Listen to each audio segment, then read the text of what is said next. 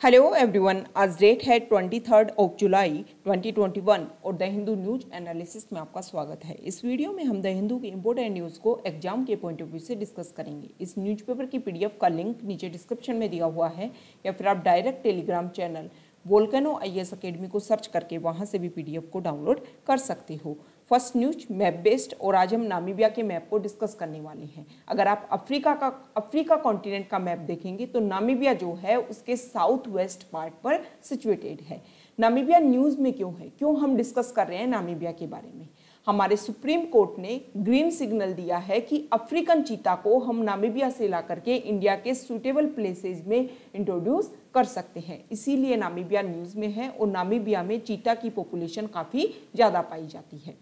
Namibia के map को आप अच्छे से देखेंगे तो नामीबिया अपनी जो बॉर्डर है वो अंगोला, जाम्बिया, जिम्बाब्वे, बोत्सवाना और यहाँ पर साउथ अफ्रीका कंट्री है। इसके अलावा यहाँ पर अटलांटिक ओशन के साथ में अपनी बॉर्डर शेयर करता है। अगर और अच्छे से आप व्यू करने की कोशिश करेंगे तो आपको पता चलेगा कि ट्रॉपिक ऑफ कैप्रिकॉर्न नामीबिया से पासेज होती है। तो हमारे लिए इंपॉर्टेंट हो जाता है कि कहाँ कहाँ से ट्रॉपिक ऑफ कैप्रिकॉर्न पासेज होती है। नामीबिया जो है वो नामीब डेजर्ट और कालाहारी डेजर्ट के बीच में सिचुएटेड है। इसकी जो कैपिटल है वो विंडहोक है और यहाँ पर ट्रॉपिक ऑफ कैप्रिकॉर्न के ऊपर वाले हिस्से में ये सिचुएटेड है। अब ट्रॉपिक ऑफ कैप्रिकॉर्न कहाँ से पासेज होती है उसके बारे में हम वर्ल्ड मैप को व्यू करते हैं। तो वर्ल्ड मैप को जब आप देखोगे तो साउथ अमेरिका जो कॉन्टिनेंट है वहाँ से चिली, अर्जेंटीना, ब्राज़ील, पैराग्वे इन 4 कंट्री से पासेज होती है साउथ अमेरिका कॉन्टिनेंट में। और अगर आप अफ्रीका कॉन्टिनेंट की बात करोगे तो यहाँ से Namibia,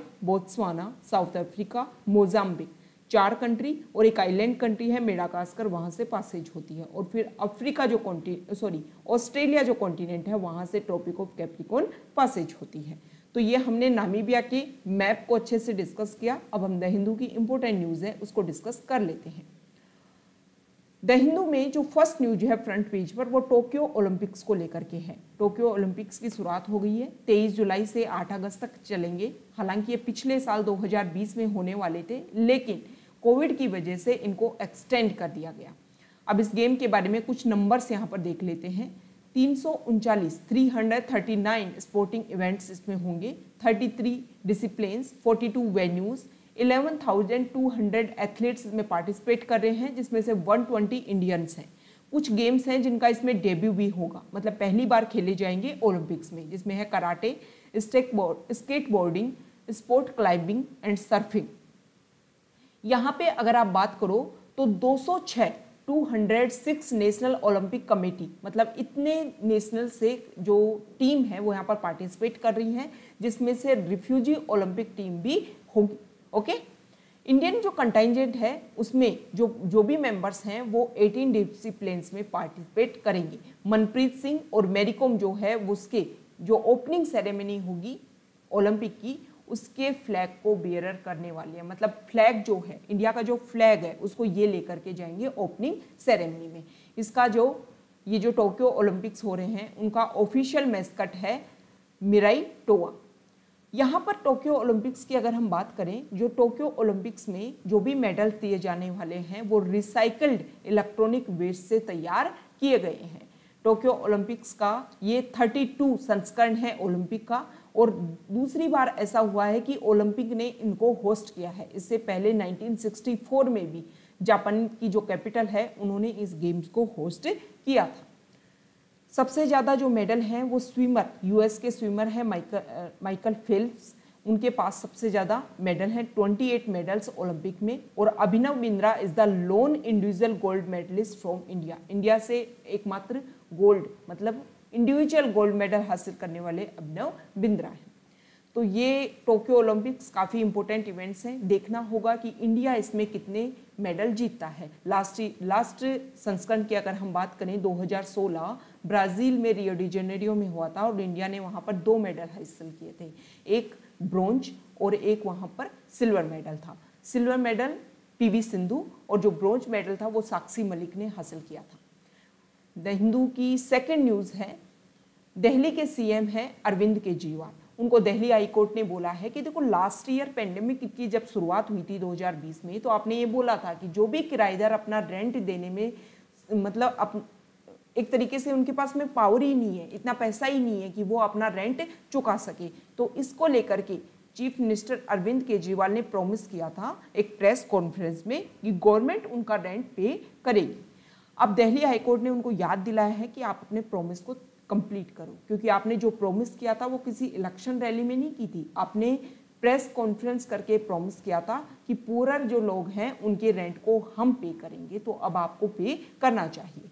next news, IT department ने दैनिक भास्कर, आपने अपने लोकल एरिया में दैनिक भास्कर न्यूज़पेपर के बारे में काफ़ी सुना होगा, उनके प्रेमिसेस मतलब जो उनके परिसर स्थल है, जो उनकी ऑफिसेज हैं, वहाँ पर अक्रॉस द कंट्री रेड पड़ी है आईटी डिपार्टमेंट की। हालांकि आईटी डिपार्टमेंट ने ये बोला है कि उनके पास में कुछ भी इलीगल तरीके से कोशिश की, जैसे टैक्स इवेजन के ऊपर उन्होंने काम किया है, इन सब कारण से आईटी की रेड पड़ी है। लेकिन अपोजिशन जो पार्टी हैं वो ये बोल रही हैं कि कोविड के दौरान उन्होंने शार्प क्रिटिसिज्म किया था गवर्नमेंट का, इसी का नतीजा रहा कि उनके ऊपर ये रेड डाली गई है। नेक्स्ट न्यूज, पार्लियामेंट का मानसून सेशन चल रहा है और मानसून सेशन में आपको ये देखने को मिल रहा होगा कि फार्म लॉस और पेगासस जो स्पाईवेयर है उसको लेकर के अपोजिशन पार्टीज ने राज्यसभा और लोकसभा दोनों ही जगह ढंग से वर्क नहीं हो पा रहा है।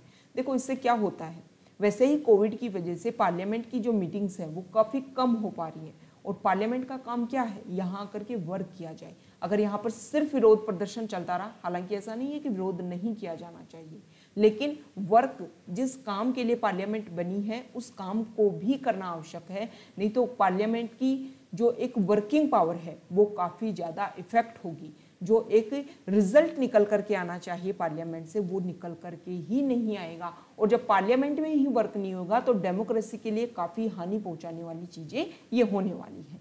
नेक्स्ट न्यूज, एडिटोरियल पेज पर कुछ डाटा है, यहाँ देखिए वैक्सीनेशन को लेकर के यहाँ कंपैरिजन किया गया है लो इनकम कंट्रीज जिन्होंने कोविड की सिर्फ 0.27% वैक्सीन को हासिल किया है, जबकि जो हाई इनकम कंट्रीज हैं 30%, अपर मिडिल इनकम कंट्रीज 52%, मतलब टोटल 80% जो है वो इनकम वाले कंट्रीज को मिला है। लो इनकम वाली जो कंट्रीज हैं उनके पास में वैक्सीनेशन कम अवेलेबल है। अब ये जो लो इनकम कंट्रीज हैं इनमें से अफ्रीका कॉन्टिनेंट की बहुत ज़्यादा कंट्री, अब देखो अफ्रीका कॉन्टिनेंट की बात की, शुरू में हमने नामीबिया को डिस्कस किया था। आपके लिए इंपॉर्टेंट ये हो जाता है कि अफ्रीका कॉन्टिनेंट में कौन कौन सी कंट्री लैंडलॉक कंट्री हैं, उनके नाम आपको लिखने हैं। अफ्रीका कॉन्टिनेंट काफ़ी बड़ा है, बहुत सारे कंट्री हैं उसमें, तो अगर आप लैंडलॉक कंट्रीज़ के नाम याद कर लोगे तो बहुत इजीली और कंट्रीज़ को लेकर के अगर क्वेश्चन आते हैं कि कौन से कंट्री कौन से सी से, क्योंकि मेडिटेरियन सी, अटलांटिक ओशन, पैसिफिक ओशन चारों तरफ से घिरा हुआ है। यहाँ अगर आप देखोगे, ये देखो अफ्रीका कॉन्टिनेंट, यहाँ पर अटलांटिक सी है, ये मेडिटेरियन सी हो गया, ये रेड सी हो गया, ये इंडियन ओशन हो गया, और यहाँ पर साउथ सी हो गया। तो यहाँ से ये सारा एरिया जो है वो घिरा हुआ है पानी से। तो अगर आप लैंडलॉक कंट्रीज़ के नाम याद कर लोगे तो बहुत सारी जो कंट्रीज़ हैं उनको आप अच्छे से क्वेश्चन अगर आते हैं तो उनको सॉल्व कर पाएंगे। तो जो भी लैंडलॉक कंट्रीज़ हैं उनके नाम आपको नीचे बताने हैं कमेंट बॉक्स में। यहाँ पर वैक्सीन की इनइक्विटी की बात की गई है, इसमें बताया गया है, ये देखो ये जो कंट्रीज़ हैं यहाँ पर वैक्सीन की अवेलेबिलिटी बहुत कम है, मतलब जो अफ्रीका कॉन्टिनेंट है वहाँ पर वैक्सीन की अवेलेबिलिटी काफ़ी ज़्यादा कम है। कनाडा में 70%, यूके में 68%, और यहाँ पर चाड में 0.1%, बोत्सवाना में 8.3%। और यहाँ पर बताया गया है कि डेल्टा वेरिएंट की वजह से किस तरीके से न्यू थ्रेट मिल रही है, तो इसके बारे में भी यहाँ पर बताया गया है कि सबसे ज़्यादा ये जो ब्लैक कलर है वहाँ पर सबसे ज़्यादा डेल्टा वेरिएंट की वजह से जो केसेज हैं वो काफ़ी ज़्यादा दोबारा बढ़ करके आ रहे हैं। नेक्स्ट न्यूज, यहाँ देखिए यूनाइटेड नेशन जनरल असेंबली के नए प्रेसिडेंट जो हमारे नेबर कंट्री मालदीव के फॉरेन मिनिस्टर अब्दुल्ला शाहिद को बनाया गया। इंडिया ने इसमें काफ़ी हेल्प की। अब वो इंडिया के प्राइम मिनिस्टर नरेंद्र मोदी और external affairs minister S Jaishankar के साथ में मीटिंग करने वाले हैं। हालांकि सितंबर में यूनाइटेड नेशन जनरल असेंबली की मीटिंग होने वाली है और इसमें इंडिया का आपको पता है कि इंडिया जो है वो यूनाइटेड नेशन जनरल असेंबली की जब भी इंटर गवर्नमेंटल मीटिंग होती है तो उसमें ये चाहता है कि यूनाइटेड नेशन सिक्योरिटी काउंसिल में इंडिया को एक परमानेंट सीट प्राप्त हो। इसके लिए इंडिया का जो भी एक तरीके से रिवॉल्यूशन चल रहा है उसमें कैसे हेल्प किया जाएगा यूनाइटेड नेशन जनरल असेंबली के द्वारा, ये देखना होगा, क्योंकि ये जो भी इनके इलेक्शन हुए थे उसमें इंडिया ने काफ़ी ज़्यादा हेल्प की थी। नेक्स्ट न्यूज, यहाँ देखिए, एक एनजीओ है, एनजीओ का नाम है टॉक्सिक लिंक। ये जो टॉक्सिक लिंक है उन्होंने दिल्ली बेस्ड एनवायरमेंट एनजीओ है, उन्होंने रिवर गंगा को पूरे स्ट्रेच, रिवर गंगा हमारे इंडिया के 5 स्टेट से बहती है, उन 5 स्टेट्स के नाम नीचे आपको कमेंट बॉक्स में बताने हैं। तो रिवर का जो कंप्लीट स्ट्रेच है उसका एनालिसिस किया और उसमें ये पाया उन्होंने कि बहुत सारे जो माइक्रोप्लास्टिक है, मतलब 1 माइक्रोमीटर से 5 मिलीमीटर तक की साइज के जो सॉलिड पार्टिकल्स हैं प्लास्टिक के, वो इस पानी में बहते हैं। पानी में बहने के साथ में वो जाकर के गिर जाते हैं बे ऑफ बंगाल में, और बे ऑफ बंगाल में गिरते हैं तो वहाँ पर जो भी मैरीन पॉपुलेशन है, जो भी वहाँ एनिमल्स हैं, वो उसको कंज्यूम करते हैं। कंज्यूम में जब आप फिश उसको कंज्यूम करेंगी, बाद में उसको ह्यूमन कंज्यूम करेंगे, तो ये काफ़ी तरीके से ना सिर्फ क्लाइमेट चेंज को इफेक्ट कर रहा है, हमारे एनवायरनमेंट को इफेक्ट कर रहा है, बल्कि ह्यूमन बॉडी को भी लास्ट में इफेक्ट कर रहा है। तो इसके काफ़ी गलत इफेक्ट लेटर ऑन देखने को मिलेंगे।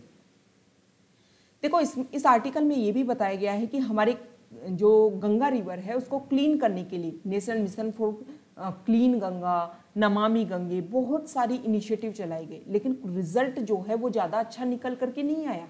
इसमें यह भी बताया गया है कि अनट्रीटेड जो सीवेज है उसको रिवर के कोर्स में डाला जा रहा है बहुत सारी सिटीज़ के द्वारा। इसके अलावा industrial waste, religious offering wrapped in non degradable plastic pile pollutants into the river as it flow through several densely populated cities. मतलब ना सिर्फ वहाँ पर प्लास्टिक है बल्कि और सारे जो वेस्ट मटेरियल हैं वो भी इस नदी में डाले जा रहे हैं, और नदी में डालने की वजह से नदी में पॉल्यूशन का जो लेवल है वो काफ़ी ज़्यादा इंक्रीज हो रहा है। देखो ना सिर्फ इनिशिएटिव स्टार्ट करने से कुछ नहीं होने वाला, कुछ नहीं बदलने वाला। आज से पहले भी बहुत सारे इनिशिएटिव इंडिया में स्टार्ट किए गए हैं। ज़्यादा स्कीम चलाने के बजाय अगर हम एक स्कीम, एक प्लान के ऊपर भी अच्छे से वर्क करें तो अभी तक हो सकता है कि जो रिवर है, रिवर गंगा काफ़ी क्लीन हो जाती। इसके लिए वर्क करने की आवश्यकता है हर किसी इंसान की, हर किसी पीपल की, ना सिर्फ हमारी गवर्नमेंट की बल्कि हमारी जो कंट्री के हर पॉपुलेशन की एक जिम्मेदारी होनी चाहिए। हमें हमारी ड्यूटीज़ जो हैं, फंडामेंटल ड्यूटीज़ को सिर्फ कॉन्स्टिट्यूशन में सेव करके उनको सजा करके रखने के, डेकोरेटेड तरीके से रखने की आवश्यकता नहीं है। उन सब तरीकों को हमें इम्प्लीमेंट करना होगा और हमारा जो हेरिटेज है, हमारा जो कल्चर है, उसको हमें सेव करने की आवश्यकता है। और सभी मिलकर के जब वर्क करेंगे तभी कुछ अच्छा रिजल्ट निकल करके आ सकता है।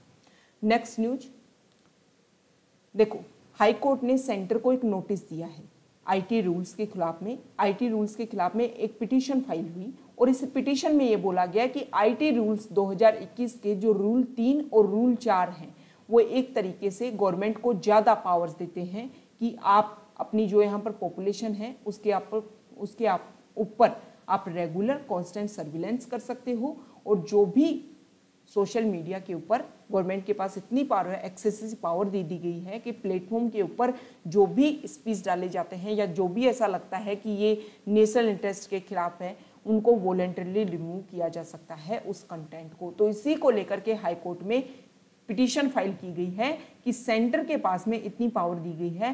पुट्टास्वामी केस में जब right to privacy is a fundamental right declare कर दिया गया, तो आप किसी की प्राइवेसी में बहुत सिर्फ 3 रूल ऐसे डिसाइड किए गए थे पुट्टास्वामी केस में, उनके आधार पर ही आप किसी की प्राइवेसी में हनन कर सकते हो।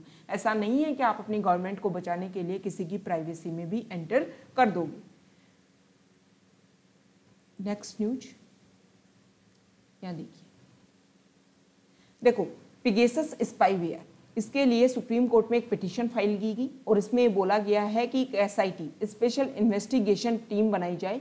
इस इन्वेस्टिगेशन टीम के द्वारा ये जो भी सॉफ्टवेयर है इसके ऊपर वर्क किया जाए और इसका जो भी रिजल्ट है कि इंडिया में किस तरीके से इसको यूज़ किया गया उसका रिजल्ट सामने आना चाहिए।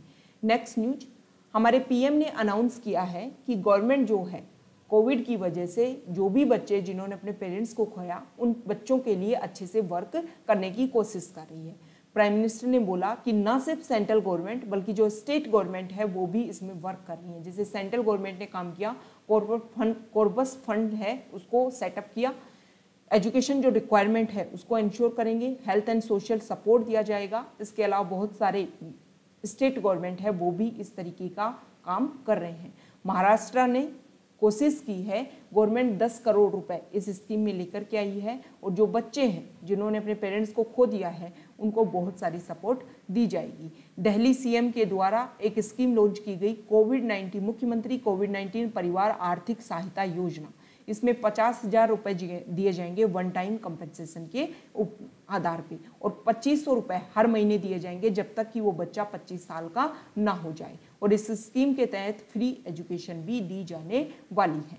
इसी के तहत बहुत सारी गवर्नमेंट हैं, जैसे कि तमिलनाडु गवर्नमेंट की आप बात करोगे तो वहाँ पर भी इसी तरीके के पैसा खर्च करने की बात की जा रही है। ओके, तमिलनाडु में तो ये बोला है गया है कि जिन बच्चों ने अपने दोनों पेरेंट्स को खो दिया है उनको 5 लाख रुपए और जिन्होंने एक पेरेंट को खोया मतलब मम्मी पापा में से किसी एक को तो उनको 3 लाख रुपए दिए जाएंगे। और जब तक वो 18 साल के नहीं हो जाएंगे इस पैसे को रखा जाएगा गवर्नमेंट के द्वारा और मंथली मेंटेनेंस दिया जाएगा उन बच्चों को। कर्नाटका में भी इसी तरीके का वर्क किया जा रहा है। वहाँ पर चीफ मिनिस्टर बाल सेव योजना के नाम से वहाँ पर इस तरीके की स्कीम को चलाया जा रहा है। आंध्र प्रदेश गवर्नमेंट ने ऐसे बच्चों को डिटेक्ट किया है और उसमें बोला है कि जो बच्चों की फैमिली बिलो पॉवर्टी लाइन मतलब बीपीएल में जो आती थी उनको कुछ एक्स्ट्रा रुपए खर्चा दिया जाएगा।